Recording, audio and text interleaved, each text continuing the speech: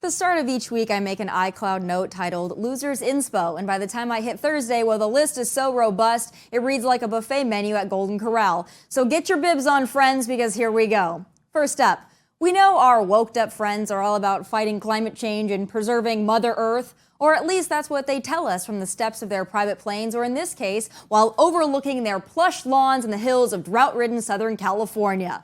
Now, despite Governor Newsom declaring the California drought a historic water emergency, and despite restrictions and fines in place for overuse or for even allowing sprinklers to hit a freaking sidewalk, SoCal celebrities don't feel the rules apply to them. According to the LA Times, these A-listers, Sylvester Stallone, Dwayne Wade, Kevin Hart, Kim and Kourtney Kardashian were all cited along with 2,000 others for surpassing 150% of their monthly water budgets at least 4 times since the agency declared a drought emergency at the end of last year. Dwayne Wade being the worst offender, using nearly 500,000 gallons of water in the month of May alone. But don't worry, Wade and his woke wife Gabrielle Union have an explanation.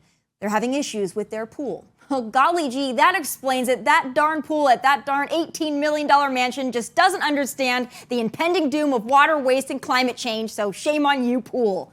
But speaking of things that you should just not use, my next pick is either a loser or a genius, and I can't seem to decide which. You know, I'm not a color commentator, but I believe what we're seeing here is a man fashioning a straw out of a ballpark frank. He uses an actual straw to turn his hot dog into a straw, so not sure of the necessity of this odd utensil choice, but nonetheless, there it is. Does beer taste better when sucked through a meat straw? I'm not sure, but I can assure you I will never find out. But I suppose that's a better wiener sighting than fellow fans at an Oakland A's game earlier this week, but, I'll just leave it there.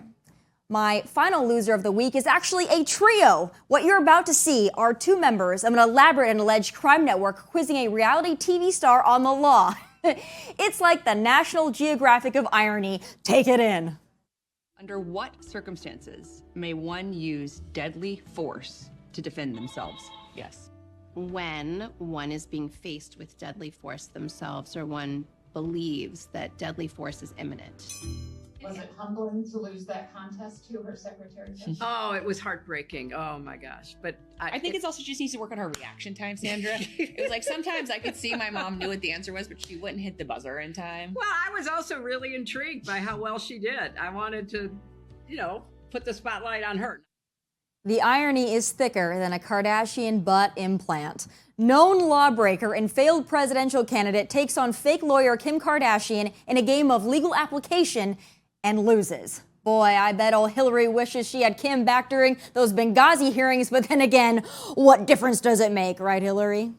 Folks, those are my losers of the week. Wade to Wiener to just wow. There you have it. Stay tuned next week for another batch of losers, and be sure to follow me on Twitter, Facebook, and Instagram at Tomi Lahren for some honorable mentions throughout the week.